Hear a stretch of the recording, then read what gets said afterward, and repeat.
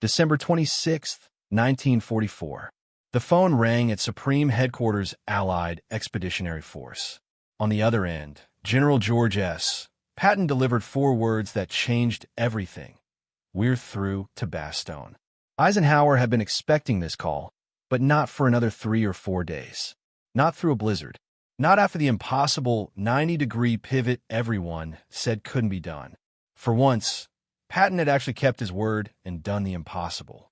What Eisenhower said in that moment, and in the hours that followed, revealed everything about their complicated relationship, the turning point of the Battle of the Bulge, and what happens when genius delivers against all odds. This is the story of that phone call and the words that followed. Words of relief, gratitude, frustration, and begrudging admiration. Let's begin. December 19th, 1944, the emergency meeting at Verdun that would become legendary. German forces had smashed through American lines in the Ardennes, creating a massive bulge in Allied defenses. The 101st Airborne was surrounded at Bastogne, a critical road junction. If Bastogne fell, German armor could potentially reach the coast and split Allied armies in two. Eisenhower brought together his top commanders to coordinate a response. The atmosphere was grim. This was the largest German offensive since 1940, catching Allied forces completely by surprise. Commanders reported chaos, disorganized retreats, and uncertainty about German objectives. Then Eisenhower asked the critical question: how soon can you attack north to relieve Bastogne? Most generals hesitated, calculating logistics and troop movements. Then Patton spoke up on December 22nd with 3 divisions. The room went silent. Other commanders thought Patton was showing off again. To pull 3 divisions from active combat in the Saar, rotate them 90 degrees, move them over 100 miles through winter conditions, and launch a coordinated attack in 48 hours. It was operationally impossible. Eisenhower's reaction was carefully controlled. He knew Patton's reputation for making bold promises he couldn't always keep, but he also knew Patton was his best hope. According to witnesses, Eisenhower leaned forward and spoke quietly but firmly. "George, I want you to understand something. The 101st Airborne is surrounded. If they're overrun, it's a catastrophe militarily and for American morale. When you say December 22nd, do you mean that, or are you being optimistic?" Patton met Eisenhower's eyes. "Ike, I've already done the planning. My staff has 3 contingency plans prepared. I anticipated this meeting before you called it. On December 22nd, my 4th Armored Division will attack north toward Bastogne. I stake my career on it." Eisenhower considered this. Patton had actually prepared for this scenario before the Germans even attacked, a level of foresight that even Eisenhower hadn't expected. But could Patton actually execute? Eisenhower made his decision. "All right, George, you've got your chance. But understand, if you can't deliver this, if those paratroopers are lost because you promised what you couldn't achieve, there will be consequences. No more second chances." Patton nodded. "I'll be there, Ike. Count on it." After the meeting, Eisenhower pulled his chief of staff, General Walter Bedell Smith, aside. Smith later recorded the conversation. The boss said he was taking a huge gamble on George. If Patton failed, both their careers might be over. But Ike believed, maybe for the first time, that George would actually follow through. The stakes were high enough that even Patton wouldn't dare exaggerate. Over the next 48 hours, Eisenhower received regular updates on Third Army's movements. The reports were almost unbelievable. Patton's forces were actually doing it, disengaging, moving north, positioning for attack. By December 21st, Eisenhower allowed himself cautious optimism. Patton might actually pull this off. December 26, 1944, approximately 4:45 p.m. Eisenhower was in his office at SHEF headquarters in Versailles, reviewing situation reports from the Ardennes. The Battle of the Bulge was entering its 2nd week. American forces had stabilized the northern shoulder, but the situation remained critical. Bastogne was still surrounded, though the 101st Airborne continued holding. Then his phone rang. The duty officer announced, "General Patton calling from Luxembourg, sir." Eisenhower picked up immediately. "George, Ike, we're through to Bastogne." The 4th Armored made contact with the 101st at 1,650 hours. The corridor is narrow, but it's open. We're pushing supplies through now. There was a pause. Multiple witnesses in Eisenhower's office that afternoon recorded his reaction. First, visible relief. His shoulders dropped, tension released. Then something unexpected. Eisenhower's eyes became moist. He turned away from his staff for a moment, composing himself. "George, say that again." "You're through?" "Confirmed, Ike." Captain William Dwight's company from the 37th Tank Battalion made first contact.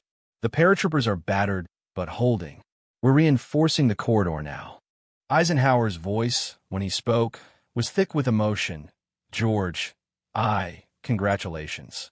You did it. You actually did it." Then, more firmly, "How secure is the corridor?" Patton's response was characteristically confident. "German counterattacks are hitting us, but we're holding. I'm pushing more units through.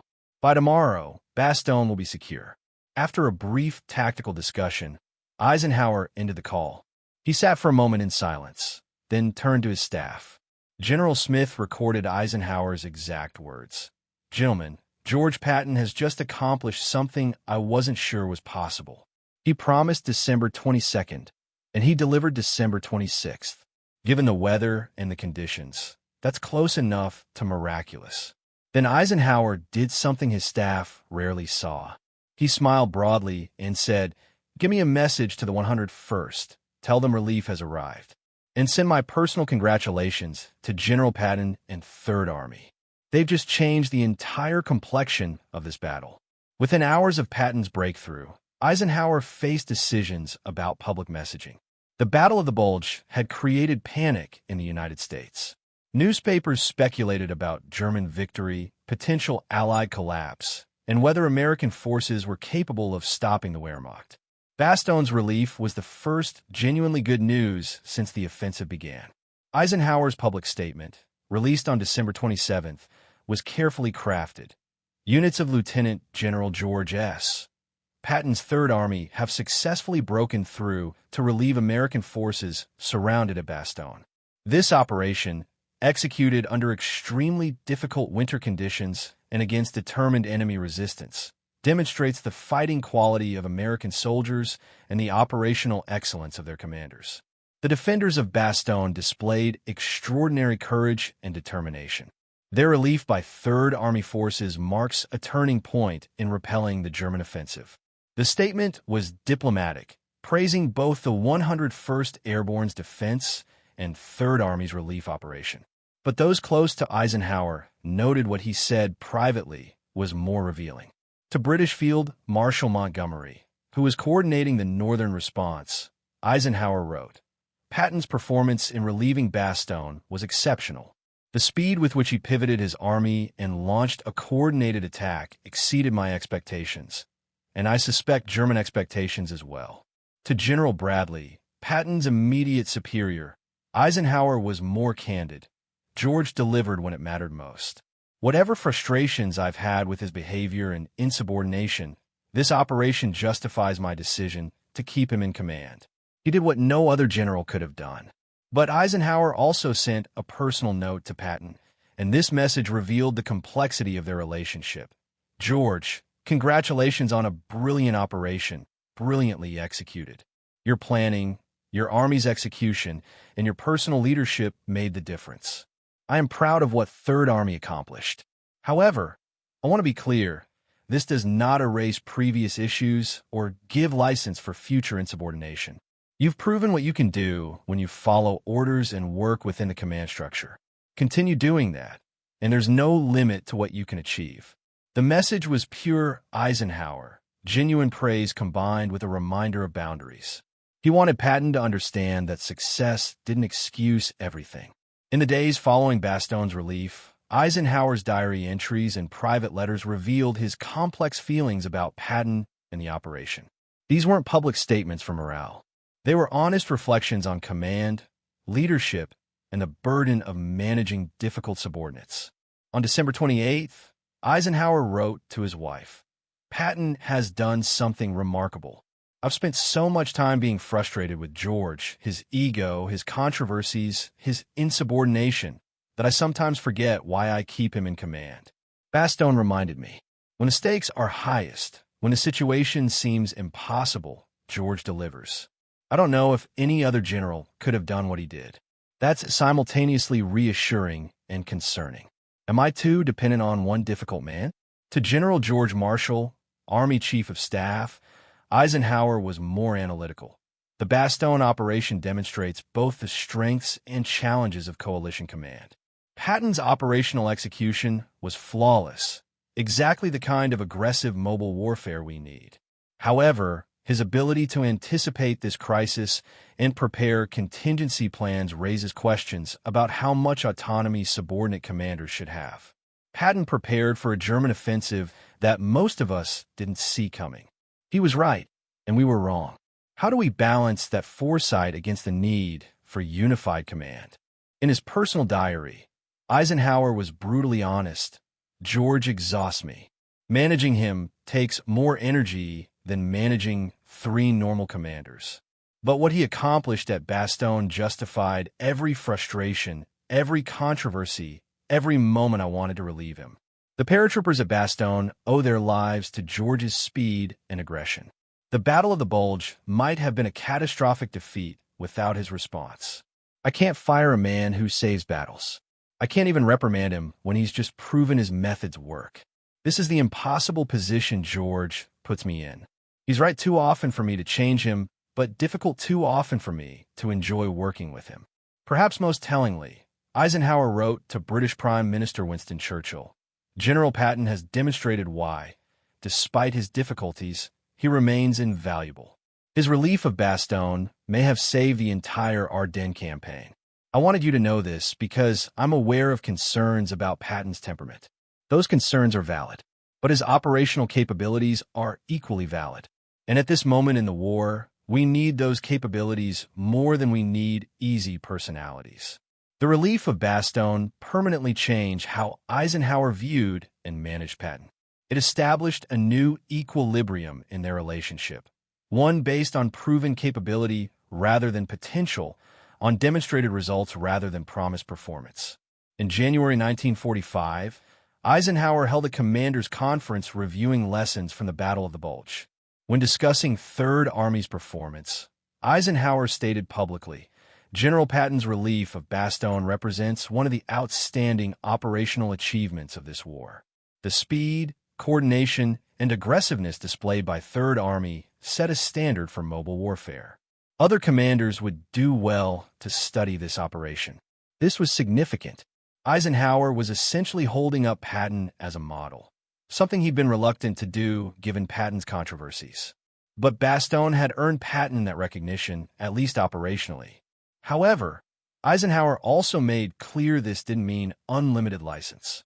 In a private meeting with Patton in February 1945, Eisenhower reportedly said, George, Bastogne bought you credibility that will last the rest of this war. Don't waste it. You've proven you can do the impossible when it matters. Now prove you can follow orders when they don't suit your preferences. Be the general I know you can be, the one who delivers miracles but also respects command structure. For the remainder of the European campaign, Eisenhower gave Patton more operational freedom than he gave other commanders. Third Army received ambitious objectives and the resources to achieve them, with less micromanagement than before Bastogne. Eisenhower had learned that Patton performed best when given clear objectives and room to maneuver. Years after the war, in his memoir Crusade in Europe, Eisenhower wrote, General Patton's relief of Bastogne vindicated my decision to retain him despite numerous controversies. His rapid movement of 3 divisions through terrible weather, his aggressive attack, and his breakthrough to the surrounded garrison demonstrated operational excellence at the highest level. History will judge Patton by his battlefield achievements, and Bastogne stand among his finest. In private correspondence decades later, Eisenhower was more personal. George and I had a complicated relationship. He frustrated me constantly. But when I got that phone call on December 26, 1944, hearing we're through to Bastogne, I felt profound relief and gratitude. In that moment, all the frustrations didn't matter. George had saved those paratroopers and possibly saved the entire Ardennes campaign. That's what I remember most. Not the controversies, but the moment when he delivered exactly when it mattered most. The phone call that announced Bastogne's relief was more than a tactical update. It was vindication, validation, and the defining moment of the Eisenhower-Patton relationship. What Eisenhower said revealed admiration, relief, and the burden of commanding difficult genius. If this story of leadership, pressure, and impossible achievement resonated with you, subscribe for more untold moments from history's greatest commanders. Hit like, drop a comment about leadership and difficult subordinates, and share with anyone who appreciates the complexity of command. Thanks for watching.